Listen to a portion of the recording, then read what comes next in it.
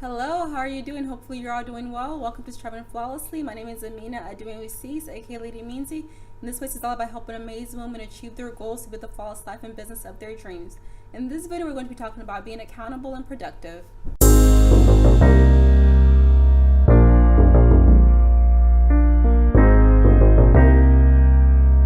In all areas of our lives, it's extremely important to be productive and accountable at all times. Productivity and accountability go hand in hand. If you're more productive, you're going to be more accountable. If you're more accountable, you're definitely going to be more productive. If you've seen the recent blog post on the AminaOCs.com website, my personal website, I did an entire post about being accountable and productive and how that's a great tools to have as entrepreneurs. For me, being accountable means staying on task and making sure I get all my responsibilities done.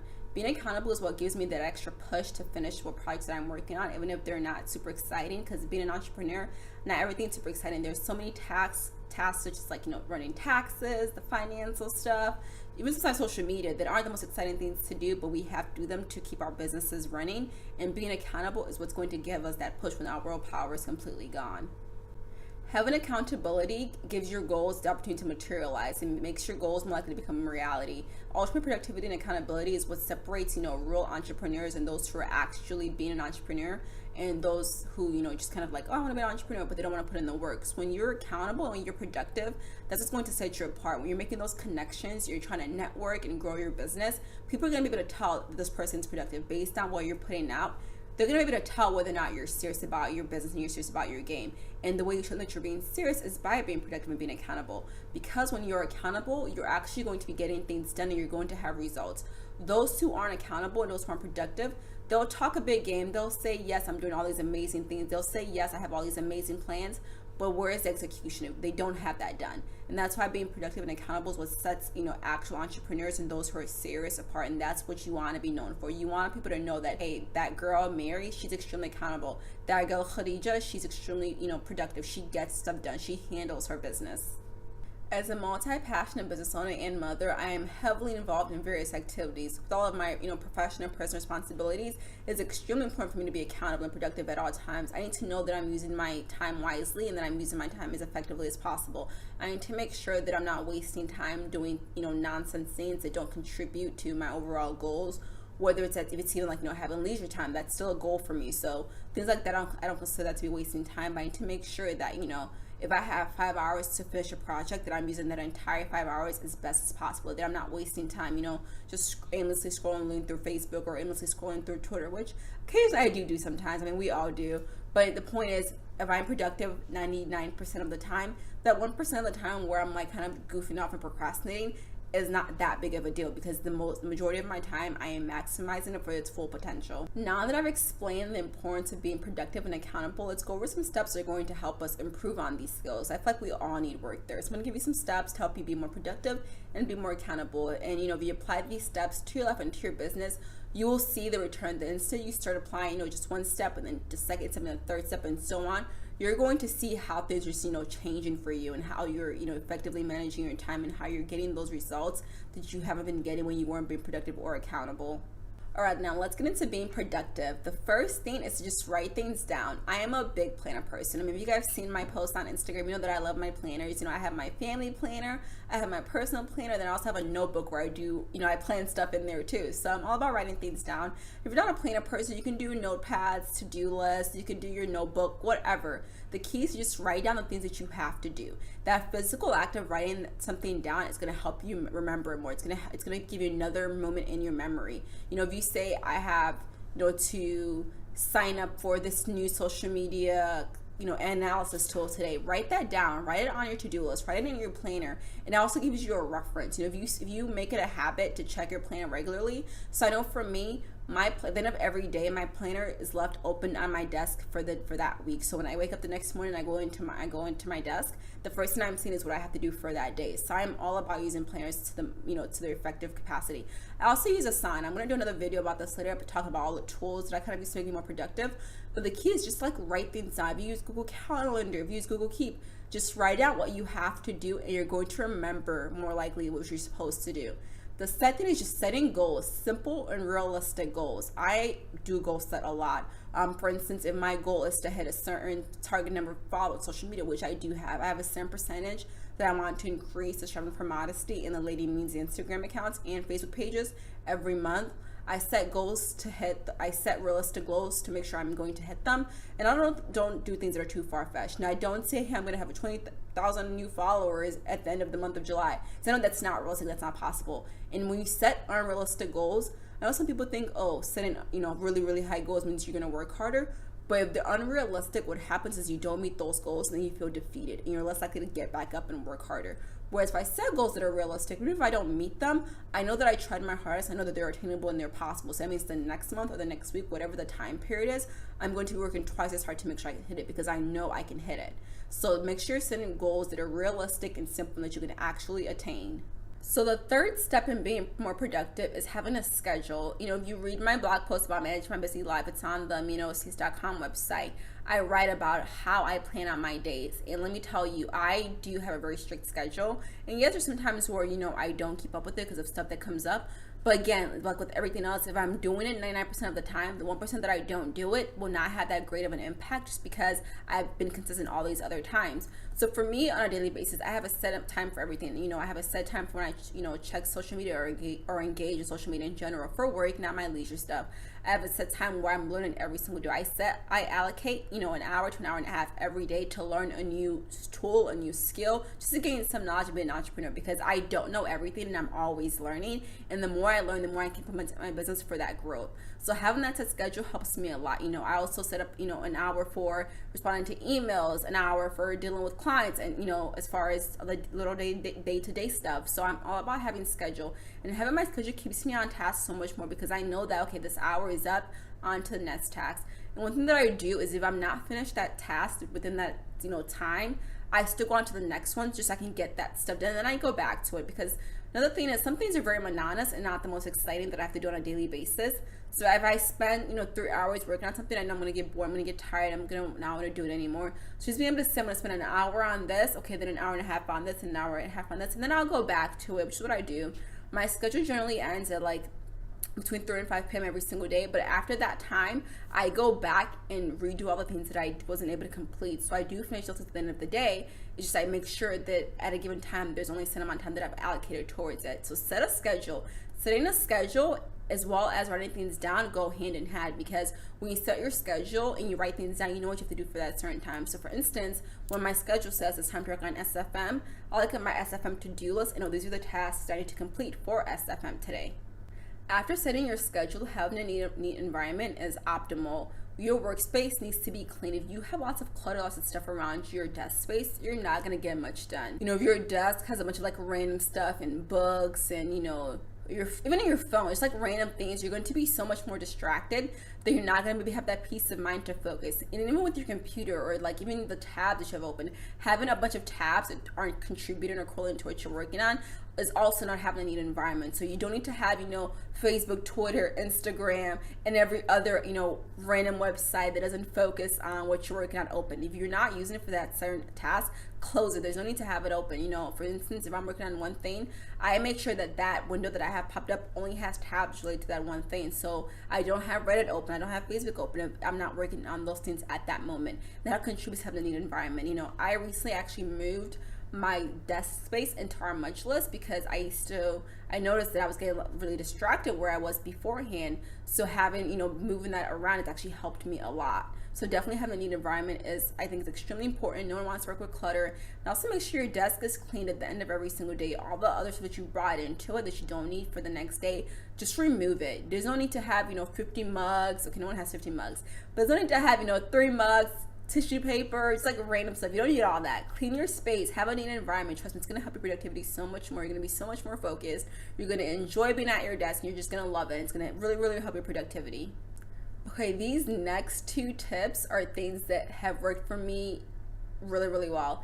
And the first one is, do not multitask. So when I've had job interviews in the past, whenever they ask what's your strongest, your strength and your weakness, I always say my strength and my weakness is multitasking. The reason why is because I love multitasking.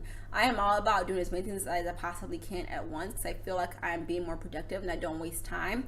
But then my weakness is also multitasking, because there's some times where you just need to just work on one thing and not focus on other things. But when it comes to being productive, I personally believe that not multitasking is the way to go, because sometimes it might take you 4 hours to work on 6 projects, whereas you could have just done one of those projects in 30 minutes, if you get what I'm saying. So if you focus on just one thing, you can get it done faster than if you're trying to do all these other things. Granted, there's something called net time where, there are things that you're doing that you could be doing other things too, where you can multitask. So for instance, if I'm doing my makeup for a video, I might listen to a lecture at the same time. That's where I'm multitasking. But I'm not going to be working on, social media audits while talking to manufacturers. Like, those aren't things that I should be mixing. That's not really good. That's not good for productivity. But then if I'm, making dinner, I can listen to a lecture. If I am driving, I can listen to a lecture. Things like that. So you can multitask on certain things, but for the most part, I don't believe multitasking is going to help someone be productive. You should not multitask to be productive. You need to make sure you're focusing on one thing, get that thing done to your best ability, and then move on to the next. You're going to notice how much time that you're actually saving from each project. But the key is when you're using your time effectively, though, I feel like multitasking seems attractive because you think, I can get so much done. But this is the thing, though. If you're following all these other steps and you're being focused, you can get those one task done pretty quickly, to the point where you won't need to multitask anymore. You can still balance everything that you're doing within the same amount of hours and get stuff done.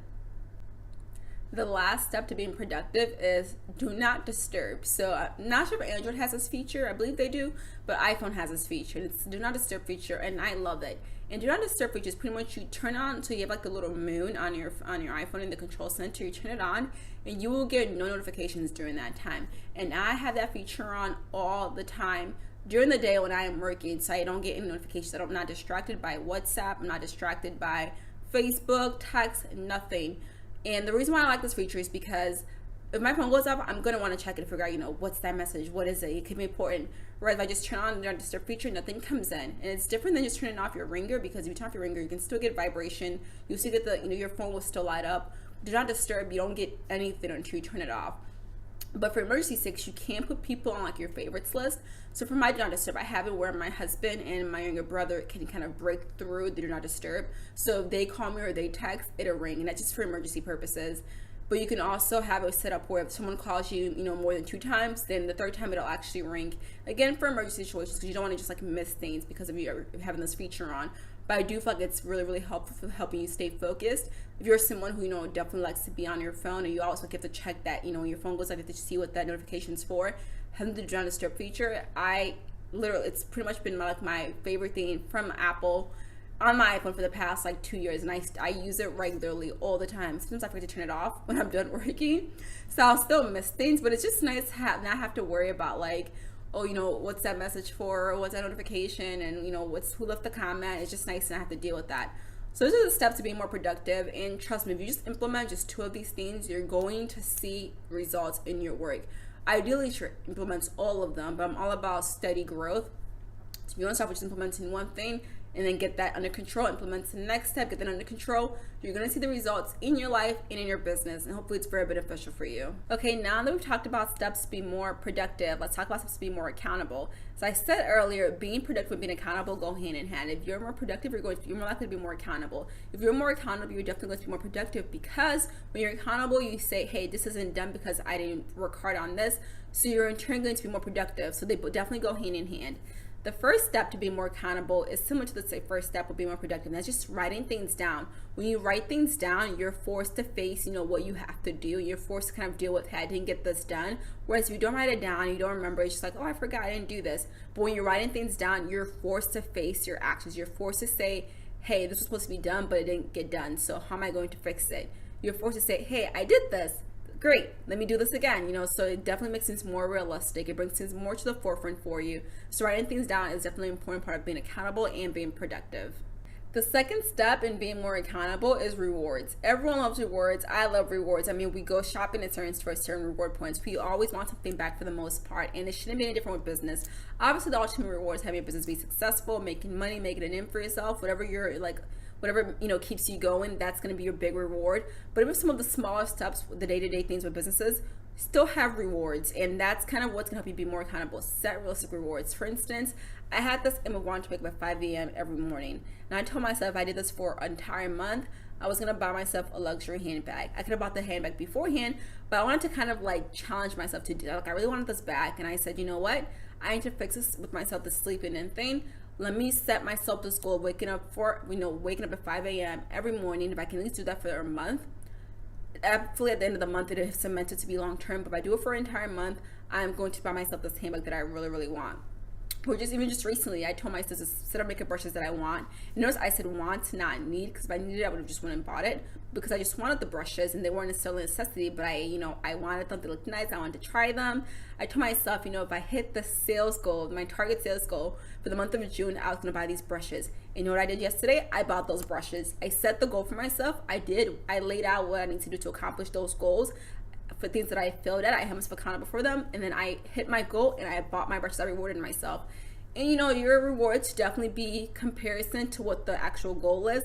Like, don't say, hey, if I complete my social media audits for the 1 week, I'm going to take myself on a trip to Paris. Like, it needs to be comparison. If you have a really, really big goal and it takes a lot of work, then that reward should be a huge reward. You need to make it worth it. If it's a tiny little goal, the reward should be something kind of tiny. So it could be something like, hey, if I consistently show up and build my content for the next 2 weeks, I'm going to treat myself to a cupcake at this really, cute little dessert bar, something like that. Whatever works for you, whatever is going to help you stay motivated, do that. But make sure the reward, is a good fit for what the goal is. But everyone loves rewards. I think rewards keeps people going. I love rewards. I still set rewards for myself all the time. If I hit this sales goal, if I hit this many clients, I'm going to do this for myself. And honestly, remembering those rewards and actually write them down in my planner next to the goals, so I kind of know, like, hey, if you do this, you're going to get to do this, helps me a whole lot. So setting rewards is a big part of being accountable in my opinion.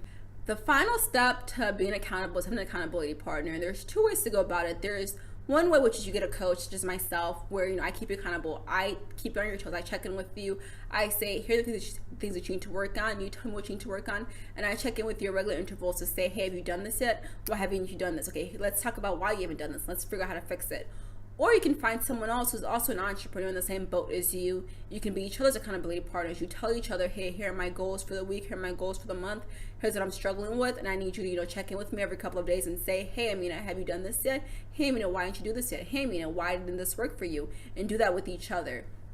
And, it's important to have this person, because they're kind of like, when it's easy for us to say, just ignore yourself and like, okay, I'm not gonna listen to myself. But when someone else is checking in on you and saying, hey, why haven't you done this? You're gonna think, crap, she's gonna ask me about it. She's gonna nag me about it. Let me get this done. So having that other person there to check you is a huge part. And it can be hard to find an accountability partner, especially if you don't have a lot of entrepreneur friends. I know for me, a lot of my friends have just regular professional 9-to-5 jobs. So there are a lot of people who kind of get what I'm like working with and going through.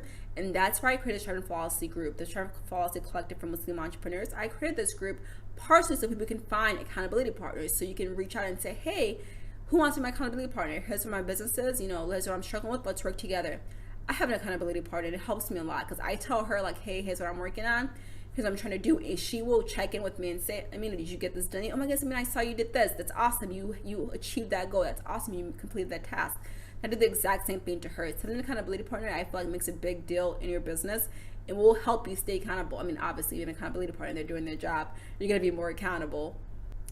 So those are the 3 steps to be more accountable: writing things down, rewards, and what I think to be the most important, having that accountability partner. And of course, as a coach myself, if you're wanting someone like me to help hold you accountable, definitely reach out to me, because I do offer one-on-one coaching services, and part of that includes helping you hold yourself accountable, make sure you're getting things done, so that your business and your life can succeed to the highest limits of what you have envisioned for yourself.